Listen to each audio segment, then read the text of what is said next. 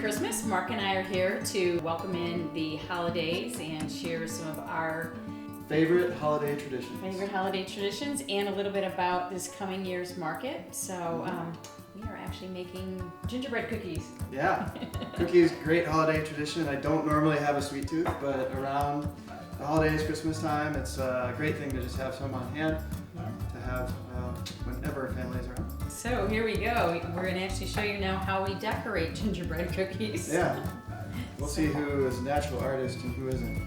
Well, I'm going to go for the Christmas green and red. Okay. So I'm going to go with the Swedish blue, white, and yellow. Let's start with my gingerbread man. So one of the things we kind of wanted to talk about was this coming year, 2020, big year for real estate, right? Yeah, and what kind of happened towards the end of this year too. Exactly. Right? So yeah, we had a pretty good spring market this year, and then we kind of saw a slowdown come May, June, and it went slower and slower and slower. Had a few blips here and there, but to be expected. I mean, we had been on the upswing since the recession, since 2008. So we were at a 10-year cycle, and we were due, right? We were due for kind of a correction, not a full-blown recession. Oh my gosh, market crash.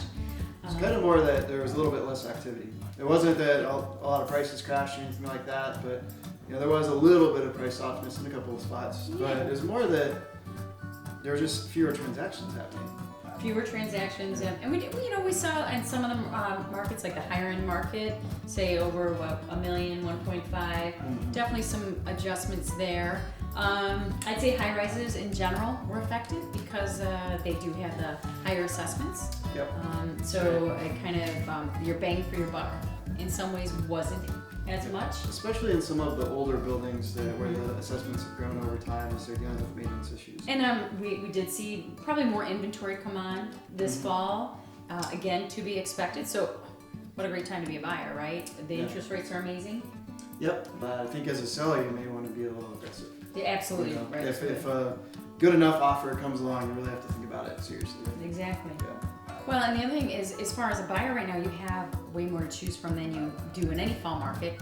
And so we're going to maybe get a little bit of a blip of a pre-spring market in the next couple of weeks and through maybe January, second week of January. And then I would say right after the Super Bowl, the market takes off. Yeah, people start going again. It feels like it started the last couple of years where spring was the majority of activity. Yeah. So people are really waiting out for that. Exactly. So if you're prepared for that, knowing that that's the case, then you have a better chance of handling it well. Well, and the other thing is, if you see something you like now, what are you waiting for? You are going to have less competition for it. You have great interest rates, and you're not going to have the craziness of trying to make a decision come right after the holidays come January. Right. So if you're a buyer and you see something you like, go for it. Yeah. Go for it. Absolutely. And sellers are more motivated right now than they're going to be come January, February, because then they know what the spring market is. And they're not able to wait for the spring market. So exactly. If you're a buyer, you might have a chance to catch someone that really has to sell and has to do it quickly. And that might be your way of getting a nice deal. Exactly. Well, and Mark, one of the things people say is, what's with this whole spring market, right? Yeah. So Chicago's spring market, we're kind of unique to other parts. That's awesome. That's cute. Gingerbread man. But we're unique in that Chicago's spring market is probably when we do, the majority, most realtors do their business from January through May. Yeah, exactly. And then sometimes some of the closings take a little longer, and so they spread out through the summer, but you're not really getting to that point in that time of year as much. Exactly. And so one of the questions people say is, why? Well, Chicago, most of the leases go up April 1st, May 1st, June 1st. Mm-hmm. So if you kind of back out from there, it takes about 45 days to get a mortgage. Most of your lenders will say, thank you, give me 45 days. So say May 1st, you're back to March 15th. You want to find a place by?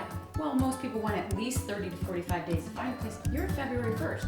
So give a little bit of leeway there. That's why the majority of our business is really done at the beginning of the year through May and June. So what do we expect? I think we do expect activity to pick up. But, oh my gosh, yes. But I don't know for sure how it's going to compare to last year and the year before in terms of the total volume of activity. And we expect probably prices will be fairly stable overall. Yep. You know, I think there are going to be some neighborhoods where prices may come down a little, others where they may come up a little bit. Just kind of depends on the particular neighborhood. And you can always talk to us if you have questions about your particular neighborhood. Exactly. Lincoln Park, you know, it's always been the annuity.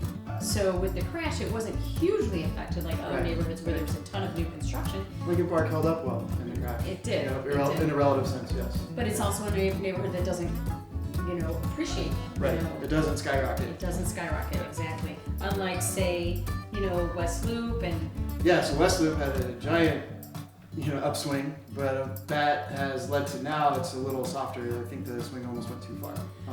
And so we're seeing a little bit of that rebound from that. But some of the more up and coming West Side neighborhoods have really held up well, like Wicker Park Oh my and Canyon gosh, yeah. Village. And, you know, the West Loop, part of why the prices went up so much is that a lot of really good, you know, strong jobs have gone into the West Loop. And a lot of corporate headquarters and things like that. And so those neighborhoods that are close by are affected positively by that development. as well as all those neighborhoods are so convenient to the L and the expressway. So for the younger generation, that buyer, it's great. Whereas some of the other neighborhoods like Roscoe Village, Lincoln Park, Lakeview, Andersonville, you know, the schools. So you have a lot of families who want to be in these neighborhoods, and they work downtown as well as being close to the schools and higher ranked schools. Where we're actually seeing pricing gains is in some of the up and coming neighborhoods like Pilsen, which is a great location for being close to South Loop, being close to the Loop, having good arts and food, and good public transport options. Yep. And so it was a somewhat underdeveloped neighborhood until recently where it's really starting to take off, and that's doing well. United Center, around the United Center, has also been developing well. That's west of the West Loop. So that has great proximity. It had been a little bit underdeveloped, but now there's a Green Line Damon stop Yeah. going in, I think is probably finishes up next year. They started construction last year. And I think that's going to really help drive that neighborhood. And we've already seen that pop in pricing, and I think that's going to continue. Amazing, pretty amazing stuff. So kind of going back to last year, again, a little bit rougher year, especially ending. All predictions are there's inventory, there's a pent-up buyers. There's so many buyers out there waiting to make a decision. Rates are still great with no real indications of rates going up, as well as the job reports. I mean, I think the latest thing I read was that we are in 1969 levels for unemployment. Oh my God. Yeah. So it is a great time to buy. Chicago is still a great city, and so many job opportunities and lifestyle and culture, and we offer so much more than most cities do in such a much more livable city. So I think this year. And it's always ranked as one of the most affordable big cities in the entire world. And we add that to probably the best food scene. Yeah. You're talking about a pretty great deal. You know? Yeah. He's a big foodie. I know. He's a foodie. So yes, he knows that. I know my wine. Nobody tries to compete me with being in the wine. Well, so I think we have to toast. I have to fill up. All right. I've been enjoying myself. We have to toast Hey. to 2020, and thank you so much for all your support in business over the years. Thank you so much.